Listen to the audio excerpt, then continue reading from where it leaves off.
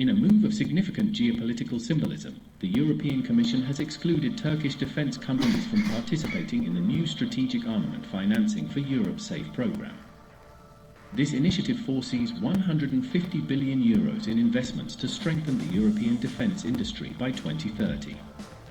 The announcement came from Commissioner for Defence and Space, Andrius Kubilius, in response to a parliamentary question submitted by Cypriot MEPs Loukas Forlas and Mikolas Hadjipantala. The MEPs raised concerns about Turkey's illegal occupation of northern Cyprus since 1974 and its ongoing provocations against both Nicosia and Athens.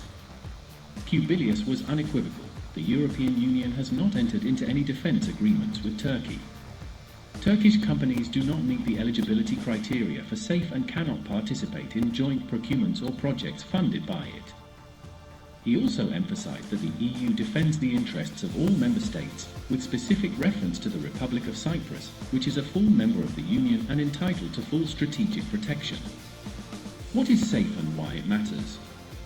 SAFE is the cornerstone of the EU's Readiness 2030 initiative, aimed at enhancing European defence preparedness through low-interest loans and joint production of military equipment. It includes co-production of missiles, UAVs, ammunition, and air defence systems, strengthening the industrial base and technological expertise of member states, creating new jobs and fostering technological autonomy within the EU, participation by third countries such as Norway, Ukraine, and the United Kingdom is only possible through special partnership agreements which do not apply to Turkey. What Turkey loses?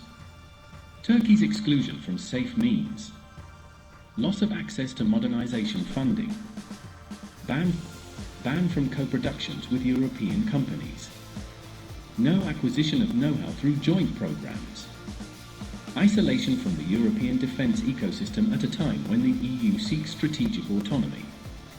This development sends a clear message of deterrence to Ankara: without a change in behaviour, respect for international law, and resolution of open disputes with EU member states, Turkey will remain outside Europe's major defence plans. Turkey's exclusion is not an isolated event, it reflects a broader pattern of hostile behaviour. Since 1974, Turkey has illegally occupied northern Cyprus, ignoring UN resolutions and EU demands. It continues to threaten Greece and Cyprus with war, maintaining its infamous casus belli against Greece should it extend its territorial waters in the Aegean.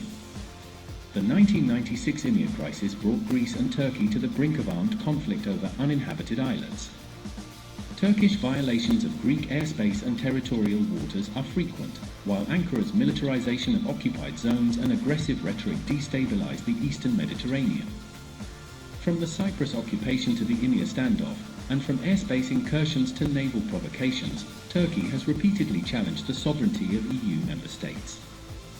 The EU strategic distancing through SAFE is a long overdue response.